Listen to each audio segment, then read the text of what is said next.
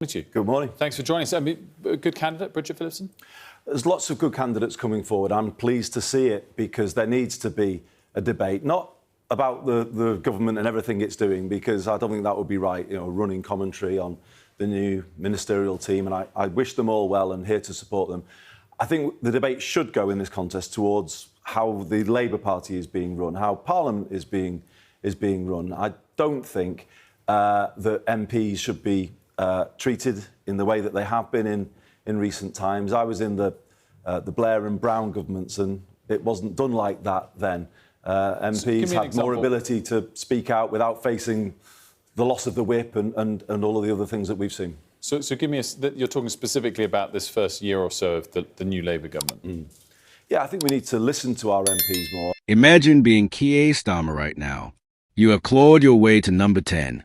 Survived the election, navigated countless political landmines, and just when you think you might get 5 minutes apiece, Andy Burnham pops up like the world's most persistent political whack-a-mole to remind everyone that he exists, he has opinions, and he absolutely would not mind your job. Thank you very much. The Greater Manchester Mayor, who seemingly cannot go 3 weeks without reminding the nation that he is available for higher office, has just launched a fresh attack on Starmer's record on homelessness while simultaneously confirming, again, that if Westminster comes calling, he will absolutely answer. Meanwhile, the Liberal Democrats are predicting Starmer has 12 months left in Downing Street. Labour MPs are revolting over Brexit, and the whole thing is descending into the kind of political chaos that makes you wonder whether anyone is actually running the country or if we are all just winging it at this point. Quick favour, if you are already hooked on this Labour drama, hit that subscribe button and smash the notification bell. Over 94% of you brilliant viewers have not subscribed yet. It is completely free, takes 2 seconds, and genuinely means a world to us here at British Mirror. Cheers if you did. Right, let us dive into this political soap opera. So let us start with Andy Burnham, because honestly, where else would you start when discussing Labour's current internal tensions? Andy Burnham is the Mayor of Greater Manchester, a position he has held since 2017, and he is very good at it by most accounts. He has delivered on transport projects, championed devolution, and generally been a visible, energetic presence in the north. But here's the thing about Andy Burnham. The man has never quite gotten over not being Labour leader. He ran for the leadership in 2015, lost to Jeremy Corbyn in what can only be described as a political earthquake that nobody saw coming. Then the job went to Starmer, and Burnham has been circling ever since like a shark that smells blood in the water, but is trying to be polite about it. At the Labour Party conference back in September, Burnham was accused of jumping the gun by essentially auditioning for the leadership while Starmer was still very much in post. It was a political equivalent of rehearsing your Oscar acceptance speech whilst the current winner is still on stage holding their trophy. Awkward does not begin to cover it. And now, just a few months later, Burnham is back at it, criticizing Starmer's approach to homelessness and making it very clear that he, Andy Burnham, has better ideas and would absolutely be prepared to implement them if only someone would give him the chance. Let us talk about what Burnham actually said, because the substance matters even if the subtext is absolutely dripping with ambition. He criticized the government's record on homelessness, saying it is fixable but requires something more radical. He advocated for a housing-first approach, which means getting people into stable housing immediately rather than making them jump through hoops or prove they are housing-ready first. It is actually a really sensible policy that has worked well in various countries.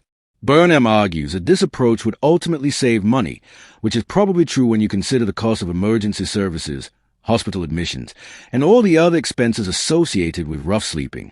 Now, here's a clever bit.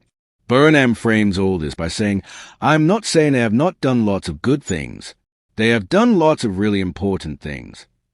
Which sounds supportive until you realize it is a political equivalent of saying, no offense, but before saying something deeply offensive. He is praising the government with one hand whilst undermining them with the other. He is essentially saying Starmer's trying, bless him, but if you really want this problem solved, you need someone more radical. And gosh, I wonder who that more radical someone might be. Could it possibly be the mayor of Greater Manchester who keeps giving interviews about his radical policy ideas? What a mystery. But then Burnham goes further, and this is where it gets properly interesting. He confirms, yet again, that he is prepared to return to Westminster. Now, Burnham is not currently an MP. He left Parliament to become Mayor of Greater Manchester. So for him to become Labour leader, he would first need to get elected as an MP, which would require either a by-election in a safe Labour seat or waiting until the next general election.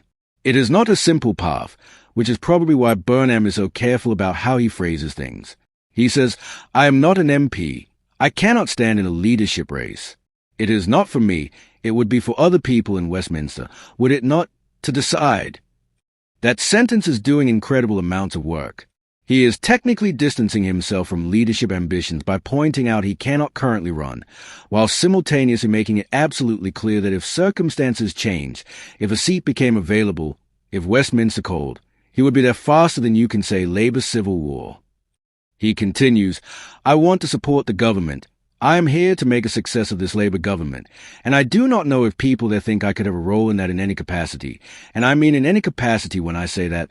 Then, of course, if the call came, I am not going to just turn away from it." Let us decode that statement because it is a masterclass in political ambiguity. "I want to support the government" translates to, "I am not actively undermining Starmer. Honest. I am here to make a success of this Labour government" means I am a team player, definitely not plotting anything. And then the kicker. If the call came, I am not going to just turn away from it, which translates very directly to, if Starmer implodes and Labour needs someone to steady the ship, I am available, willing, and have already written my acceptance speech. It is loyalty wrapped around ambition, wrapped around a thinly veiled leadership pitch. The timing of Burnham's intervention is fascinating because it came just hours after Liberal Democrat leader Ed Davey publicly questioned whether Starmer has a future at all. During Prime Minister's questions, Davey asked whether Starmer fears that if he keeps opposing a customs union, in 12 months' time he will not be standing there. That is not a gentle nudge. That is not constructive criticism. That is the leader of another party openly predicting the Prime Minister's political death within a year. It is brutal. It is also incredibly cheeky coming from Ed Davey, whose party holds 72 seats compared to Labour's enormous majority. But the point is not whether the Liberal Democrats could actually bring down Starmer. The point is that they think he is vulnerable enough to make the prediction publicly. Starmer's response to Davey was interesting. He talked about wanting a closer relationship with the EU and confirmed that Labour is moving towards that. He also mentioned manifesto commitments regarding the single market, customs union, and freedom of movement, which is all very diplomatic and measured, but does not actually answer the underlying question about his political survival. It is like someone asking if you are worried about losing your job, and you responding by discussing your quarterly targets. Technically relevant, but dodging the actual question. The context for all this drama is the Brexit revolt that has been bubbling away in the background. This week, 13 Labour MPs supported a 10-minute rule bill that would require the government to negotiate rejoining the EU customs union. A 10-minute rule bill is essentially a procedural mechanism that allows MPs to propose legislation, though these bills rarely become actual law unless the government supports them. The vote was tied at 100 MPs for 100 against, which meant the Deputy Speaker had to cast a deciding vote. She voted in favour, following parliamentary precedent that tied votes on 10-minute rule bills should allow further debate rather than killing the proposal immediately. Now, 13 Labour MPs voting for a customs union bill might not sound like many out of Labour's massive parliamentary majority, but it is symbolic. It shows that there is a faction within Labour, admittedly a small one, that is willing to publicly break with the leadership on Brexit. And Brexit, as we have painfully learned over the past 8 years, is the issue that tears parties apart from the inside. The Conservatives imploded over it multiple times. Labour tore itself to pieces over it during the Corbyn years. And now, just when everyone thought we might get 5 minutes apiece, here it comes again like a horror movie villain who refuses to stay dead. What makes this particularly awkward for Starmer is that senior Labour figures are breaking ranks. Deputy Prime Minister David Lammy has called for the UK to rejoin the customs union. Andy Burnham has suggested Britain should consider rejoining the EU entirely. Former Labour leader Lord Kinnock has made similar noises. These are not backbench rebels. These are significant political figures within Labour's ecosystem. When your Deputy Prime Minister is publicly advocating for policies that contradict the manifesto you just won an election on, you have a problem. When your most prominent regional mayor is giving interviews about how he would do things differently if only someone would let him, you have a problem. When the previous generation of Labour leaders are questioning the current direction, you have a problem. A number 10 spokesman tried to contain the damage by insisting the government's focus is on strengthening our relationship with EU and reducing friction with our EU partners, which is a kind of bland diplomatic language that means absolutely nothing while sounding vaguely positive. It is a political equivalent of a company spokesman saying, "We take these concerns very seriously and are committed to excellence," after their product explodes. Technically words, but conveying zero actual information. The fundamental issue here is that Labour is trying to please everyone on Brexit and succeeding in pleasing nobody. Remainers want closer EU integration, ideally full membership, and think Labour is moving too slowly. Brexiteers, to the extent any still exists within Labour, think the party is betraying the referendum result, and the leadership is stuck in the middle, trying to inch closer to Europe without admitting that is what they are doing, because openly reversing Brexit will be political suicide in Labour's new heartlands across the North and Midlands. Andy Burnham understands this tension better than most because he runs Greater Manchester, which includes both Remain-voting Manchester proper and Brexit-supporting towns across the wider region. He knows you cannot just pretend Brexit did not happen, but he also knows the economic arguments for closer EU ties are strong. So he positions himself as a radical pragmatist, the person who can navigate these contradictions because he understands both sides. It is politically smart, and it is also why he represents such a threat to Starmer. Because here is the uncomfortable truth that nobody in Labour wants to say out loud. If Starmer's government continues struggling with economic growth, if living standards do not improve, if voters decide they are no happier with Labour than they were with the Conservatives, someone will need to take the blame.